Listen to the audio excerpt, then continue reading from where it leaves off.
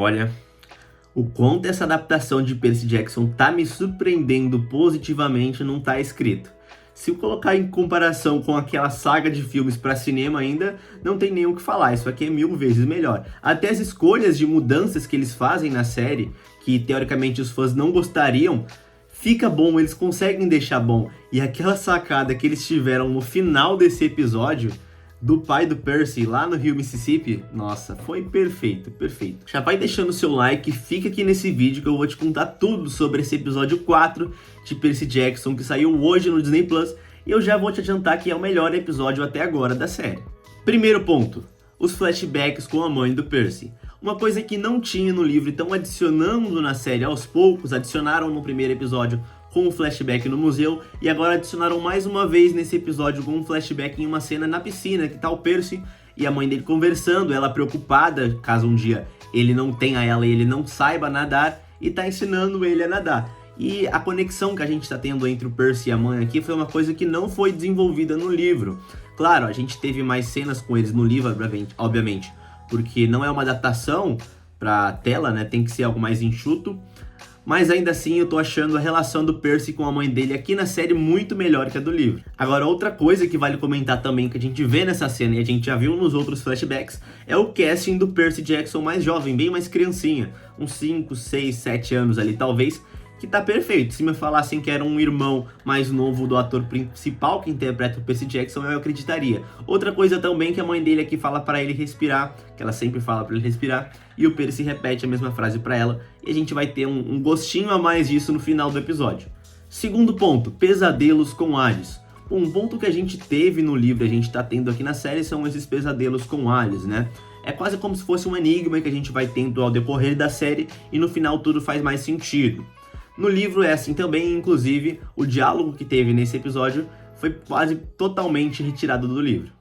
Terceiro ponto, viagem ao oeste. Agora, uma coisa que mudaram bastante aqui na série é essa viagem ao oeste.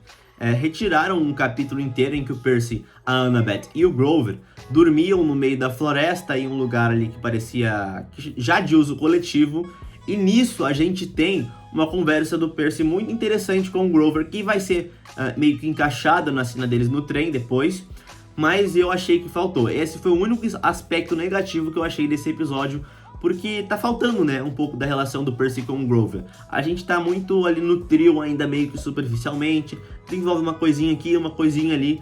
Isso sim tá faltando mais tempo de tela para desenvolver a relação entre os personagens, e não só quando os três estão totalmente unidos. Outra coisa que eles tiraram na série também, que ficou meio sem sentido, talvez não pra mim, porque eu li o livro e fui ver o episódio, eu tô acompanhando em capítulos e a série, foi como que eles foram parar nesse trem, né? No livro é explicado que eles encontram um cachorro, o Grover conversa com esse cachorro porque ele tem esse poder, porque ele é um sátiro, e esse cachorro ele tá assumido, ele fugiu da família dele, que era uma família rica, e a família tá oferecendo uma recompensa por ele. O Percy, a Annabeth e o Grover levam esse cachorro até a família, eles recebem a recompensa e compram as passagens de trem pra Denver. Então aqui a gente tem uma conversa do Percy com a Annabeth que a gente também teve no livro, só que mudaram um pouquinho, que é a relação da Annabeth com o pai dela. No livro, o pai dela é totalmente babaca, babacão mesmo, nunca deu bola pra ela. Já na série, não. Pelo que a gente deu a entender na série, o pai dela deu bola pra ela até quando ele arranjou uma nova esposa, que não era Atenas, obviamente, uma esposa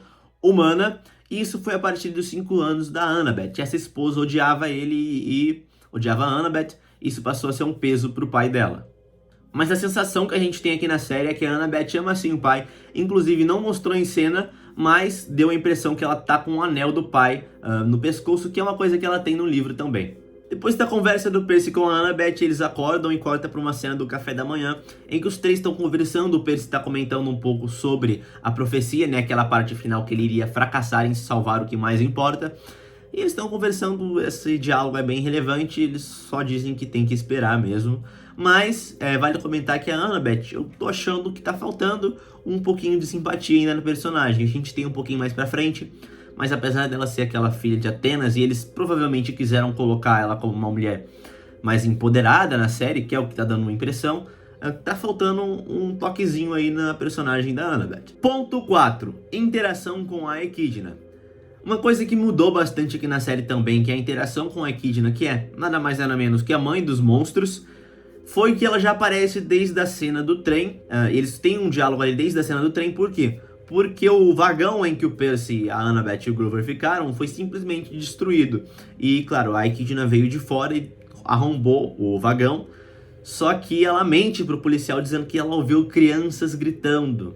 Enfim, mudaram bastante a relação que o trio tem com os monstros, porque no livro, como eles são crianças, eles são bem mesmo bobinhos. Então eles não sabem quando eles estão perto de um monstro ou não. Já que na série eles descobriram, quer dizer, logo apresentaram quem é a Medusa, mas eles descobriram um pouco antes.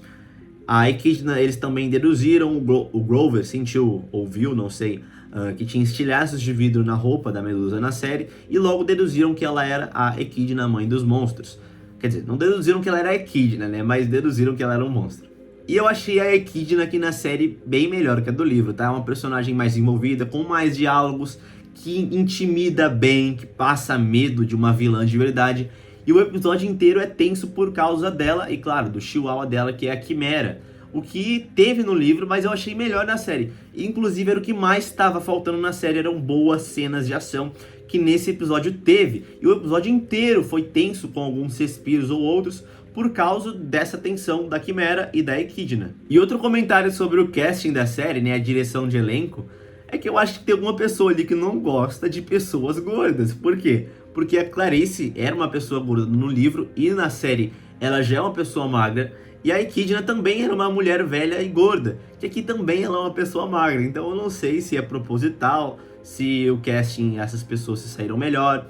Mas a gente não teve nenhum personagem gordo até o meu ver, até agora. Até o Gabe, pra falar a verdade, era descrito como se tivesse engordado. Não achei isso aqui na série. Mas continuando, a Echidna então intimida o trio e já começa a cena de ação ali frenética no ônibus, por causa que a Echidna, ela solta a Quimera, que é o cachorrinho, a preciosa dela, e a Quimera logo de início já envenena o Percy com um espinho.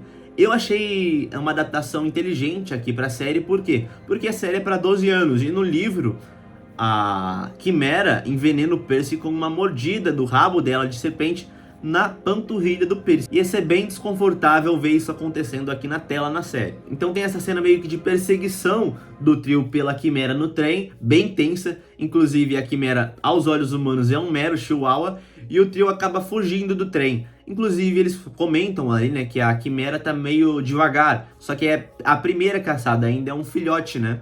Então tá explicado aí o motivo de não ser tão frenético assim. O Percy, a Annabeth e o Grover vão até um monumento que fica em St. Louis, que é construído pelos filhos de Atenas. Não fala qual filho de Atenas que construiu o monumento, mas é mencionado sim que foi um filho de Atenas que construiu. Tem essa cena no livro e eles vão até esse monumento para se esconder da Quimera. Por quê? Porque monstros não são permitidos de entrar em templos de deuses. Mas vai ter um porém aí. Ponto 5. Sequência no templo. Então a gente tem mais algumas conversas entre o trio ali, tentando simpatizar um pouco mais com os personagens. A Annabeth dá um sorrisinho, simpatiza um pouco, mas ainda assim tá faltando bastante. O Grover, ele inclusive não gosta de ficar ali porque ele tem restos animais, caçadas, enfim. E o Grover é um sátiro, né? Ele meio que protege a natureza e ele é um animal. Nessa cena, inclusive, o Percy começa a sentir os sintomas do envenenamento e eles têm a brilhante ideia de jogá-lo em uma fonte de água artificial, né? Não dá certo, porque só funciona quando é água corrente ou água natural, no caso de um rio, de um mar ou de um lago. Eles percebem que a Quimera está chegando perto do trio, então eles entram de volta no templo para se protegerem. Nisso a Annabeth inclusive ouve a Echidna falando alguma linguagem para ela, que talvez seja uma linguagem dos deuses, que fica meio que criptografado ali pra gente no momento. E o Percy percebe, né, que a Annabeth ouviu alguma coisa e depois pergunta para ela ainda dentro do templo, neles num elevador, né, subindo ao ponto mais alto do templo. Primeiro que eles estão subindo nesse ponto porque a Annabeth diz que no ponto mais alto ela pediria ajuda a Atenas, mas pouco antes a Echidna fala para ela, né, na verdade, que Atenas está envergonhada dela por causa da impertinência da filha. Que impertinência? A impertinência de literalmente apoiar o envio da cabeça da Medusa. A ideia foi do Percy, mas ela apoiou e o Olimpo não gostou nem um pouco disso. E bastante hipocrisia da Atenas aí, na verdade, né? Ela vai lá, amaldiçoa a mulher, quer que a mulher viva a vida inteira amaldiçoada, e daí vão lá e matam. Não, eu queria que ela sofresse mais. Então, como a Athena está decepcionada com a Annabeth, ela permite que a Echidna entre no templo dela e o trio fica sem escapatória. Eles sobem até o topo máximo do edifício e a Annabeth teria ali um lance de coragem para ficar no lugar do Percy e do Grover para lutar contra a Equidna, porque aquilo meio que seria culpa ou responsabilidade dela, por causa da mãe dela, mas quando o Percy, como se ele estivesse aceitando, né, esse destino, vai entregar a espada para Annabeth, ele troca de lugar com a Annabeth, tranca ela e o Grover para fora do topo do edifício, literalmente quase se sacrificando. Nossa, nessa cena foi subindo uma raiva quando eu achei que a Annabeth ia lutar com a Equidna no lugar do Percy, porque já deram protagonismo para ela na cena do ônibus, que já era uma luta boa dos livros. E essa é uma luta melhor ainda, iam dar de novo o protagonismo para Annabeth, iam fazer o Percy e o Grover fugir de novo. Mas não, ainda bem que eles deixaram o Percy nessa luta, não foi bem uma luta. A luta no livro foi sim melhor, mas o desenvolvimento da relação ali, interação com a Equidna e a Quimera, eu achei melhor aqui na série. Inclusive, a Quimera não tá tão gigante quanto ela tava no livro, claro. Vamos poupar aí um pouco de efeitos visuais, né? A série ainda tá com baixo orçamento comparado à maioria das séries de ficção. Na segunda temporada, com certeza, a gente vai ter efeitos visuais melhores, que praticamente já tá confirmado, porque a audiência foi muito grande nessa estreia de temporada de Percy Jackson. Mas essa cena, voltando ao assunto, foi sim boa. O Percy combate a Quimera sozinho e ela abre um buraco dentro do edifício que o Percy, obviamente, cai. Então a gente tem uma das melhores cenas do episódio, e a cena final também, na minha opinião. No livro, nessa cena, o Percy ele pula pro rio Mississippi. Só que aqui não tinha como ele pular, porque o edifício era muito longe do rio Mississippi. Então ele simplesmente cai, sem esperança nenhuma, ele estava fraco, não conseguiu se segurar. E o rio literalmente se forma para conseguir capturar o Percy e trazer ele pro fundo do rio.